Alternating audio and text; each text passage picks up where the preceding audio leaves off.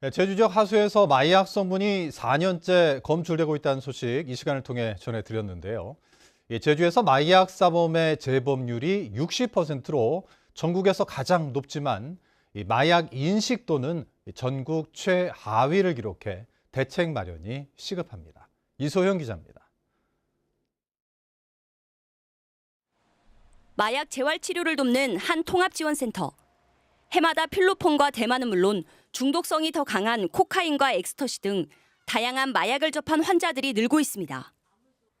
그러나 지난해부터 마약 재활 상담을 받은 83명 가운데 센터에 등록해 지속적인 치료를 받는 사람은 단 4명에 불과합니다. 보호관찰소를 통해서 이제 사회 상담을 받도록 하는 것은 강제화가 돼 있어서 이렇게 오지만 그 중에서 계속해서 이제 관리가 되고 또 이제 치료를 받고자 연계가 되는 율은 조금 낮은 편이죠. 마약을 다시 찾는 재범률도 높아지고 있습니다. 지난 6년 동안 제주에서 검거된 마약 사범은 모두 445명. 이 가운데 재범률은 60%로 제주가 전국에서 가장 높습니다. 제주에는 마약 전문 재활 치료 시설이 없는 것도 문제라는 지적이 나옵니다.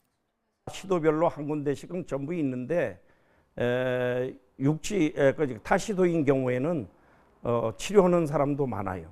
그런데 제주인 경우에는 치료를 원치도 않을 뿐더러 시설도 그렇고 해서 잘 이용이 안 되고 있습니다.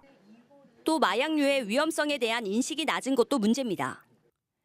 마약류의 위험성 등에 관한 국민 인식도는 2020년 78.7점에서 매년 높아졌지만 제주는 83.1점에서 매해 떨어져 재작년 75.5점으로 조사 대상 8개 권역에서 가장 낮습니다. 육지부에는 이 마약 범죄에 대한 예방 교육 훈련 기관이 따로 별도로 지역마다 배치가 되어 있어요. 근데 이제 제주도에는 이 마약 범죄를 예방하기 위한 전문 교육 훈련 기관이 없습니다. 그래서 이것에 대한 좀 유치가 적극적으로 필요하겠다. 특히 전체 마약 사범 가운데 10대와 20대의 비중이 28%를 차지하고 있다는 점도 심각성을 더하고 있는 상황입니다. 마약과 관련된 여러 수치는 분명 경고 신호를 보내고 있습니다. 신종 마약의 개발 속도는 물론 어둠의 경로를 타고 마약이 빠르게 확산되는 상황.